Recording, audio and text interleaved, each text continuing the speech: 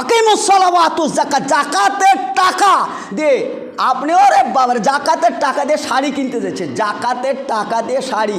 আর এই মৌসুমে শাড়ি কোম্পানি দেখে শুনেই বানায় যে সায়া না পরলেও শাড়ি পরা যাবে না।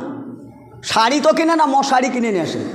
শাড়ি কিনে 100 টাকায় 3টে শাড়ি পাওয়া যাবে, তাই কানে কানে বলে আসছে যে আমার 100 শাড়ি লাগবে, 100 টাকায় 3টে যেমন শাড়ি পাওয়া যায় সেই শাড়িটা দিও। এই যে শাড়ি না মশারি।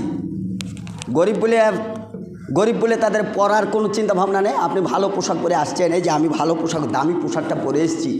একটা গরিব মানুষ সে ভালো পোশাক পরার তার কোনোদিনই শখ নেই। বলেন আপনি কোনোদিন চিন্তা ভাবনা করেছেন যে না এই শিরোনিটা একটা ফকিরকে বানিয়ে দেবো, যা আমি পরবো না? ভেবেছেন আপনি কোনোদিন? কিসের ইবাদত করেন আপনি বলেন? ও এতে নামাজে রুকু সেজদা এতে তো পয়সা লাগে না, টাকা জাকাত বের করতে গেলে তো পয়সা লাগবে। আর জাকাতের যদি টাকাই দেন, ওই 100 টাকা দিবেন, ওই ভাই 100 টাকা দেবে, ওই ভাই 100 টাকা দেবে, ও রুচিসম্মত একটা ভালো জামা গায়ে দেবে বা কিনবে। আপনি শাড়ি কিনতে গেলেন কেন? কোন মৌলবি বলেছে? এটা সোশ্যাল মিডিয়ায় যাচ্ছে, এইটাই শুধু এখানে থাকবে না, গোটা দুনিয়াতে যাবে একটু 1 ঘন্টা পরে। গোটা দুনিয়ার মানুষকে সামনে নিয়ে আমি বলছি, সব আলেমও আছে, সব আলেম কমেন্ট করবে যে সোহেল সালাফি আমি বলছি যে জাকাতের টাকাকে শাড়ি বানানোর হাদিস পৃথিবীর কোথায় আছে আমাকে দেখান, দেখান আপনি। আমার দরকার হচ্ছে টাকা, আমার টাকা আপনি দালালি করলেন কেন বলেন? আমি বলেছিলাম যে বলে আমার একটা পাঞ্জাবি, আমার 3-4টে পাঞ্জাবি আছে, এতে সব নামাজ হয়ে বেড়ে যাবে। আমার পাঞ্জাবির দরকার নেই। আমার বাড়িতে 7টা ছেলে স্কুলে লেখাপড়া করবে, তার বেতন দিতে পারি না। তার বেতন না দিলে আমার ছেলেটা অশিক্ষিত মূর্খ হবে। সমাজে মূর্খের চাইতে শিক্ষিতর অনেক দরকার।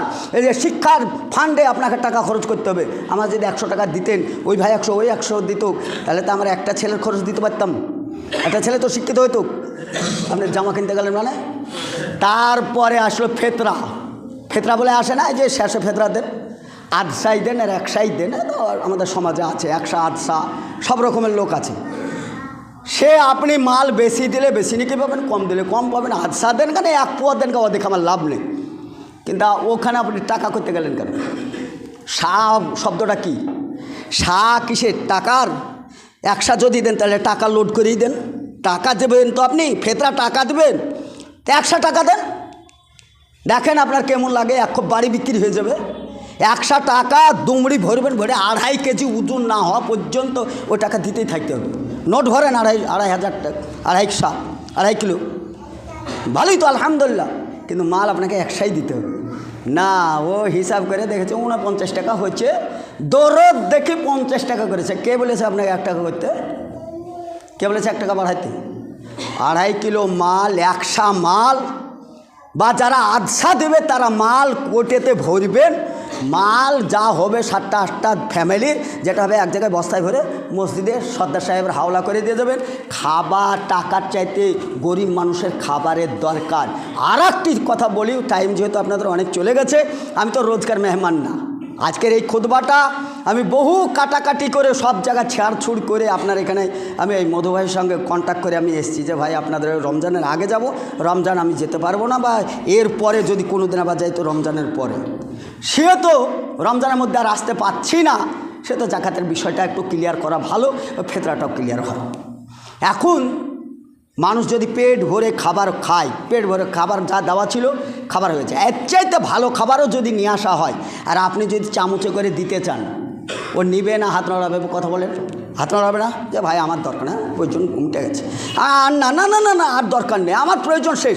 আপনার খাবার খেতে গিয়ে আর 1 চামচ যদি দেন, ও কিন্তু অস্বীকার করবে যে না ভাই আমার আর দরকার, আমি পারবো না ভাই, ভাই আমার অনুরোধ করছি, আমি যা খেয়েছি যথেষ্ট আলহামদুলিল্লাহ, আলহামদুলিল্লাহ ভাই আমাকে আর দিয়ে না ভাই, আমার সমস্যা।